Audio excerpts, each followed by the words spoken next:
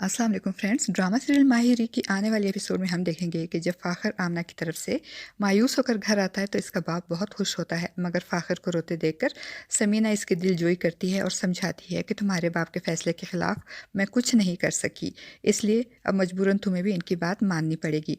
और समीना के लाख इनकार और एहतजाज और समझाने के बावजूद ज़हीर अपने फ़ैसले पर कायम रहता है और फ़ाखर और ऐनी की बात पक्की कर देता है। और अब ज़हीर समीना को मनाने की कोशिश करेगा कि वो अपने बेटे की शादी में राज़ी खुशी शामिल हो जाए। वो उसे पूछेगा कि क्या तुम मुझसे नाराज़ हो? तो समीना कहेगी कि नाराज़गी तो वहाँ होती है जहाँ कोई मनाने वाला होता है, मगर मुझे तो इस बात की उम्मीद ही नहीं और मैं जानती हूँ कि इस घर में मेरी हैसियत क्या है। तो फिर भला नाराज़गी कैसी? मैं किसी से नाराज़ नहीं हूँ, मगर हाँ, मुझे इस बात का दुख ज़रूर है कि ना तो मैं अपने बेटे के लिए लड़ सकी और ना ही इसके लिए कुछ कर सकी।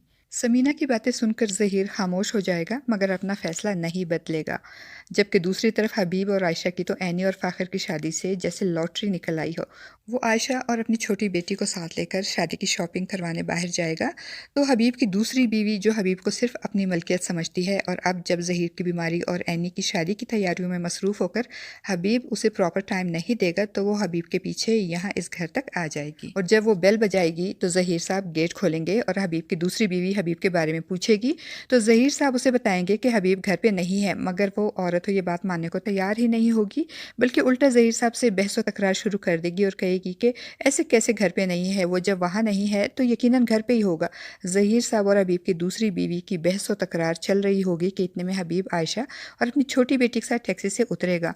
वो अपनी दूसरी बीवी को अपने भाई के साथ बहस व तकरार करते देखकर परेशान होगा और भागता हुआ आकर उससे कहेगा कि तुम यहाँ क्यों आई हो? तो हबीब की दूसरी बीवी हबीब से भी बहस करेगी कि जब तुम घर पे नहीं आओगे तो मैं यहाँ ना आऊँ तो और कहाँ जाऊँ।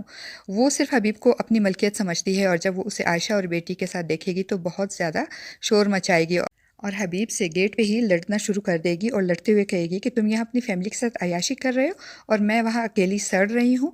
आयशा भी इस दूसरी औरत को अपने घर के दरवाजे पे हंगामा करते देखकर परेशान हो जाएगी।